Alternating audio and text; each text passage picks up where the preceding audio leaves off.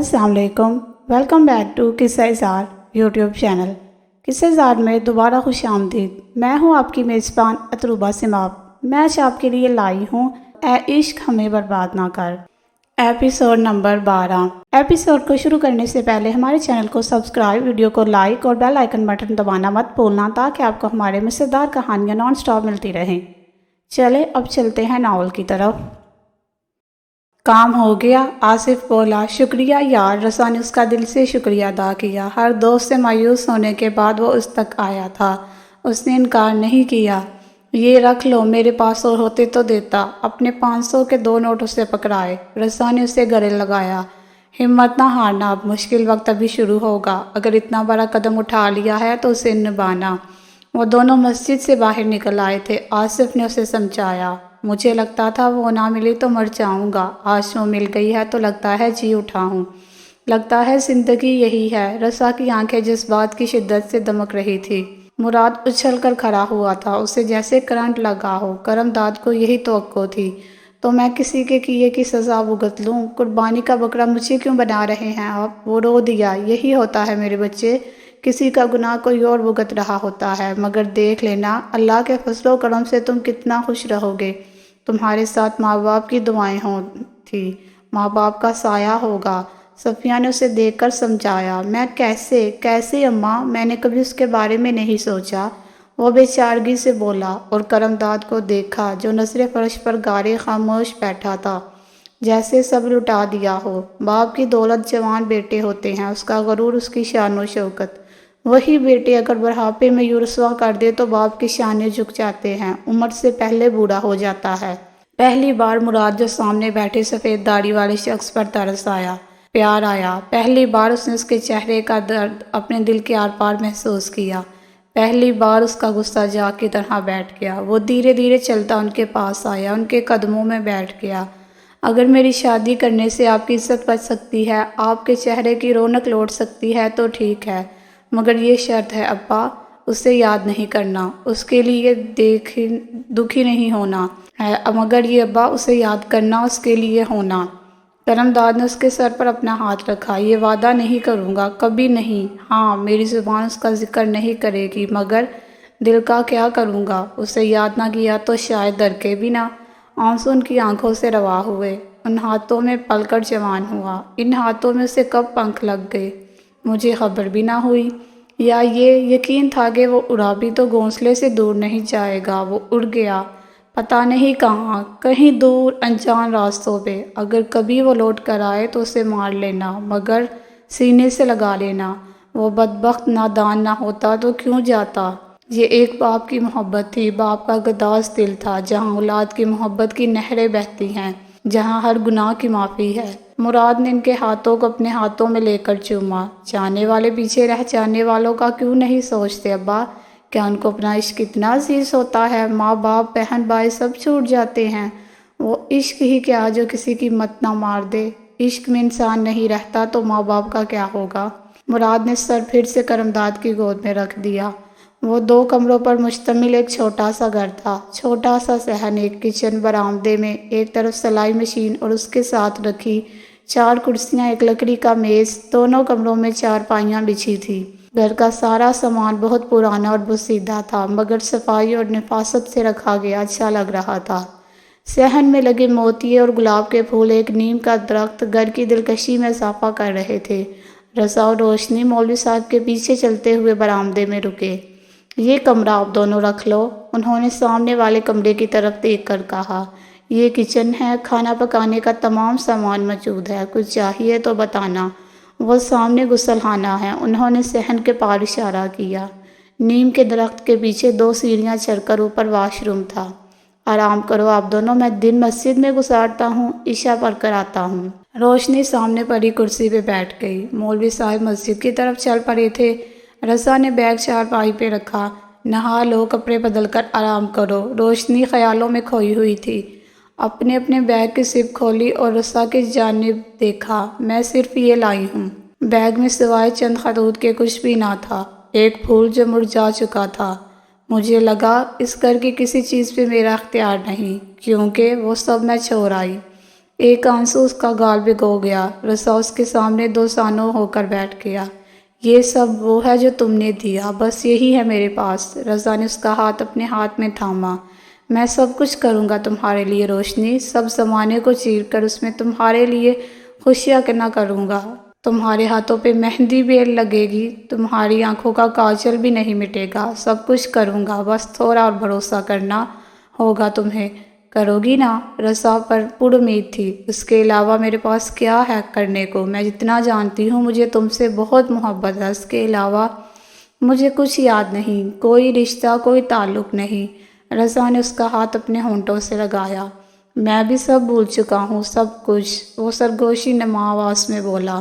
مجھے کبھی کسی موڑ پہ تنہا مت چھوڑنا رضا، میں جان دے دوں گی۔ رضا نے اس کا چہرہ اپنے ہاتھوں میں لے لیا۔ ایسا کبھی نہیں ہوگا، کبھی نہیں۔ وہ اسے یقین دلا رہا تھا۔ میں کپڑے لاتا ہوں تمہارے لیے، تم ابھی آرام کرو، اگر کچھ کھانا ہے تو بنا لو۔ وہ کہہ کر اٹھا۔ روشنی نے نفی میں سر ہلایا۔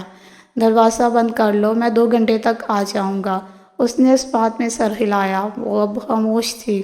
رضا اس کے لیے 4 جوڑے کپڑوں کے لایا، مہندی اور کاجل بھی۔ روشنی نے کپڑے بدلے۔ اس کی لائی چیزیں اس کے انگ انگ میں سرشاری پیدا کر رہی تھی۔ ریڑھ کی ہڈی سے سرکتی جذبات کی لہر اس کے دل و دماغ کو پرسکون کر رہی تھی۔ وہ حشاش بشاش اس کے سامنے تھی۔ اس کی بڑی بڑی روشن آنکھیں سیاہ کاجل سے لبریز تھیں۔ اس کے گال ملن کی خوشی میں دہک رہے تھے۔ سنگار میں اس کے سامنے کھڑی کھلے لمبے سیاہ بالوں کے ساتھ وہ سیدھی رضا کے دل میں اتر گئی۔ بے داغ چہرہ جیسے فرشتہ ہو، خوبصورت، پر نور، دلکش۔ رضا نے گلاب اس کے سامنے لہرایا۔ صحن سے توڑا ہے؟ وہ کھلکھلا کر ہنسی۔ کہاں سے لاتا؟ وہ بھی مسکرایا۔ خوشی اس کے بھی انگ انگ سے ٹپک رہی تھی۔ یہ ملن کی خوشی تھی جو وہ سب فراموش کر چکے تھے۔ جب سب چھوڑ دیا تو کسک کیسی؟ یا شاید ابھی شروعات تھی؟ جانتی ہو، تمہیں میں نے اسی رنگ کے جوڑے میں پہلی بار دیکھا تھا، اور میں نے اس دن اس رنگ کے جوڑے میں پہلی بار دل تمہارے قدموں میں رکھ دیا تھا۔ سوچا تھا ٹھوکر مارو گی تو ٹوٹا دل لیے بھی تمہارا ہی راستہ دیکھوں گا۔ روشنی نے مسکرا کر نظریں جھکائی۔ اس دن لگا تھا یہ رنگ کتنا دلکش ہے۔ اس کے بعد میں آسمان سے بھی محبت ہو گئی، اور تمہاری سیاہ آنکھیں، تمہارا پراندہ، میں مر مٹا تھا تم پر۔ 2 سال پہلے کی بات تھی۔ روشنی کو حیرت تھی اسے کیسے یاد رہ گئی۔ میں تمہیں خط لکھ کر بے تابی سے انتظار کرتا تھا، تم جواب لکھو گی۔ تم جواب کیوں نہیں لکھتی تھی؟ وہ اب اس کی باہوں میں تھی۔ اس کا چہرہ رضا کے چہرے سے مس ہو رہا تھا۔ دھڑکنیں بے قابو ہوئی۔ اس دن چھت پہ تم نے انکار کیا تو میں وہی ڈر گیا۔ کتنے دن بستر پہ رہا، تم نے میری خبر تک نہ۔ وہ شکوہ کر رہا تھا۔ روشنی کی مہک اس کے جسم معطل کر رہی تھی۔ مجھے تم سے عشق ہے روشنی، میرا سینہ تمہاری محبت سے بھرا ہوا ہے، میرا دل چاہتا ہے میں تمہیں خود میں کہیں چھپا لوں۔ روشنی نے آنکھیں بند کی۔ رضا نے اس کی پیشانی پر اپنے لب رکھے۔ ایک سکون روشنی کی رگوں پہ میں اتر گیا۔ وہ خوش تھی۔ اسے لگ رہا تھا زمانے کی ہوائیں بدل رہی ہیں، سب کچھ اچانک سے حسین ہو گیا۔ ہمارے اندر کا موسم ہمیشہ باہر کے موسم کو مات دیتا ہے۔ ان کے اندر برستی محبت کی پہاڑ ان کو ٹھنڈک اور تازگی دے رہی تھی۔ ان کے آنگن کی کچی مٹی مہک رہی تھی۔ وہ محبت میں چور 2 جسم تھے جن کی روحیں زمین پہ بھی مل گئی تھی۔ وہ دونوں خوش تھے، پرسکون تھے۔ ان کو کوئی پچھتاوا، کوئی غم نہیں تھا، نہ ان کو خبر تھی پیچھے رہ جانے والوں کا کیا ہوا۔ دن رات گزر رہے تھے خوشی سے۔ مگن کاری صاحب کی بیگم بھی آ چکی تھی۔ 70 سالہ وہ عورت اپنی عمر سے کافی کم لگتی تھی۔ تندرست و توانا، سانولی رنگت، چڑیوں سدا ہاتھ، لمبا قد، متناسب جسم۔ وہ خوش تھی۔ کوئی اس گھر میں آیا تھا، ورنہ اس گھر کے سناٹے ان کو دہلا رہے تھے۔ ان کے آنے کے دوسرے دن روشنی ان کے پاس کھڑی تھی۔ وہ سلائی مشین کو رکھے کچھ سی رہی تھی۔ اماں، آپ اس عمر میں یہ کام کیوں کرتی ہے؟ روشنی کی بات پہ وہ مسکرا دی۔ بس دل بہلاتی ہوں۔ روشنی نے تعجب سے دیکھا۔ آپ کی اولاد نہیں ہے کیا؟ ان کی تنہائی کے پیش نظر اپنے سوال کیا۔ رضا کہاں گیا؟ کچھ بتاؤ، بچائے گا، بھوک لگی ہوگی۔ انہوں نے ٹالا۔ روشنی کو کچھ گڑبڑ لگی مگر چپ ہو گئی۔ ان کے ہاتھوں کو دیکھ رہی تھی، بہت نفاست تھی ان کے ہاتھوں میں۔ ایک فراق سیتے ہوئے بار بار اس کو اٹھا کر دیکھتی، ہر سلائی کو غور سے دیکھتی۔ وہ فراق کوئی 10 سالہ بچی کا تھا۔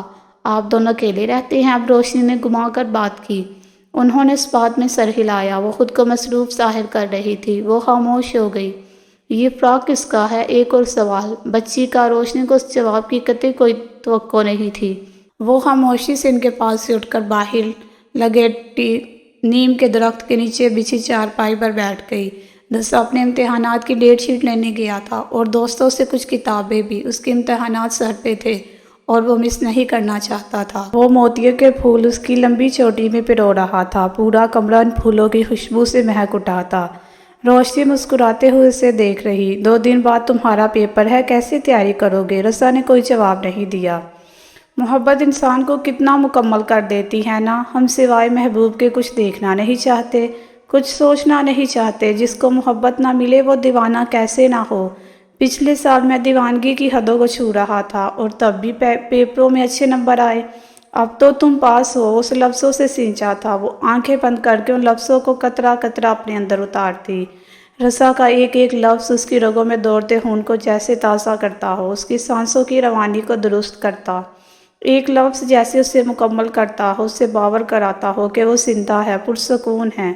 تمہاری آنکھوں میں اگر میرا عکس نہ ہوتا تو شاید میں دیوانہ ہو جاتا، ساگر کی طرح گلیوں میں پھرتا۔ اس کی آنکھ کے کونے کو چھو کر بولا، محبت میں اتنی طاقت ہے کہ انسان دنیا فتح کر سکتا ہے۔ اب وہ اس کے بازو کے حصار میں تھی، آنکھیں بند کیے ہوئے۔ موتیوں کی خوشبو چاروں اور پھیلی تھی۔ کمرے میں برآمدے سے آتی مدھم روشنی میں ان کے چہرے واسع نہیں تھے۔ رسا نے اس کے چہرے پہ اپنی انگلیاں گھمائیں۔ زندگی بہت خوبصورت ہے، اس کا جملہ روشنی کے کانوں سے ٹکرایا۔ خوشیوں کا وقت چاہے طویل ہو گزر ہی جاتا ہے۔ وقت کو پڑ لگے اور اڑتا چلا گیا۔ دن مہینوں میں گزرنے لگے۔ رسا نے نوکری کر لی، ساتھ ساتھ پڑھائی بھی جاری رکھی۔ مولوی صاحب کا رویہ عجیب تھا۔ وہ ان دونوں سے بات نہ کرتے، کوئی بات کہنی ہو بیگم کو پیغام دیتے ان کے لیے۔ نہ انہوں نے جانے کا کہا، نہ رسا اور روشنی نے وہاں سے جانا چاہا۔ سب ٹھیک تھا، اچھا تھا۔ روشنی امید سے ہوئی تو رسا کے ہاتھ پاؤں پھولنے لگے۔ خوشی سے اس کو لگتا اس کا دل پھٹ جائے گا۔ آنکھیں مسکراتی، چہرہ دمکتا۔ وہ پہلے سے بھی زیادہ روشنی کا خیال رکھنے لگا۔ مہینے کے بعد ساری تنخواہ اس کے ہاتھ پہ رکھتا، گھر کا راشن وہی لاتا، مولوی صاحب کے لاکھ منع کرنے کے باوجود بھی۔ جانے وقت کیسے گزر گیا۔ ان کی گود میں بچے کی کلکاریاں گونجنے لگی۔ خاموش گھر میں اب بچے کی رو نہیں کی آوازیں آتی، سب خوش تھے سب۔ پھر ایک دن ساجد آیا۔ وہ سردیوں کی ایک شام تھی۔ زندگی نے ورق پلٹے۔ ساجد کے ساتھ گاؤں کی مہک بھی آئی، ان چہروں کے عکس بھی آئے جن کو وہ پچھلے 1.5 سال سے فراموش کیے ہوئے تھا۔ یک لخت ان کے چہروں سے ہنسی کہیں غائب ہو گئی۔ وہ دونوں کتنی دیر گلے لگے رہے۔ پھر رسا نے سامنے رکھی کرسی پہ اسے بیٹھنے کو کہا۔ آصف نے جب بتایا تو میں رہ نہیں پایا یار، تیرے بچے کا سن کر۔ رسا دھیمے سے ہنسا۔ کہاں ہے؟ کیا نام رکھا؟ روشنی اسے لائی اور ساجد کی گود میں ڈالا۔ نام تم رکھو، اب آ گئے ہو نا؟ رسا نے اسے دیکھ کر کہا۔ اس نے اس بات میں سر ہلایا۔ تیمور چودھری؟ وہ ایسے بولا جیسے سوچ کر آیا ہو۔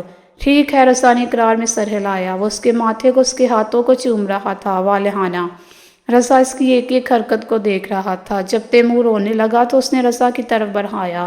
رسا روشنی کو دے کر ساجد کے ساتھ باہر نکل آیا۔ وہ دونوں خاموش تھے۔ جی تو فرینڈ، کیسی لگی آج کی ایپیسوڈ؟ کمنٹ سیکشن میں ضرور بتائیے گا۔ پھر حاصل ہوں گے ناول کی نیکسٹ ایپیسوڈ کے ساتھ۔ تب تک کے لیے اجازت، اپنا خیال رکھیے گا۔ اللہ حافظ۔